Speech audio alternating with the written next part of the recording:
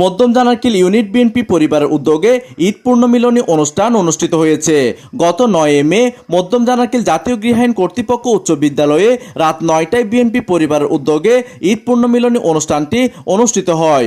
উক্ত অনুষ্ঠানটি আকবর্ষা থানা স্বেচ্ছাসেবক দলের যুগ্ম আহ্বায়ক আব্দুল মোতালেব ও তৈয়বুর রহমান মানিকের সঞ্চালনায় কৈবল্যধাম আবাসিক এলাকার কল্যাণ সমিতির সভাপতি ও 9 নং উত্তর পাহাড়তলী ওয়ার্ড বিএনপির সাবেক সভাপতি জমির আহমেদের সভাপতিত্বে প্রধান অতিথি হিসেবে উপস্থিত ছিলেন আকবর্ষা থানা বিএনপির সাবেক সভাপতি ও 9 নং উত্তর পাহাড়তলী ওয়ার্ডের সাবেক কাউন্সিলর আলহাজ আব্দুস সাত্তার সেলিম।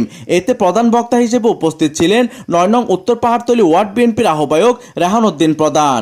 উক্ত অনুষ্ঠানে বিশেষ অতিথি হিসেবে আরও উপস্থিত ছিলেন 9 নং উত্তর পাহাড়তলী ওয়ার্ড বিএনপির সদস্য সচিব মাহবুব আলম, আকবর্ষা থানা বিএনপির সাবেক সহসভাপতি HM বাদল মাস্টার, সহ সাংগঠনিক সম্পাদক মীর জাহাঙ্গীর, সাবেক জানারকিল ইউনিট বিএনপির সাধারণ সম্পাদক ও 9 নং উত্তর পাহাড়তলী ওয়ার্ড যুব দলের সাবেক সাধারণ সম্পাদক কামাল উদ্দিন পারভেজ, চট্টগ্রাম মহানগর স্বেচ্ছাসেবক দলের যোগাযোগ বিষয়ক সম্পাদক তাজউদ্দিন লিটন, আপ্যায়ন বিষয়ক সম্পাদক মোহাম্মদ রনি ও 9 নং ওয়ার্ড যুব দল নেতা সাদ্দাম হোসেন।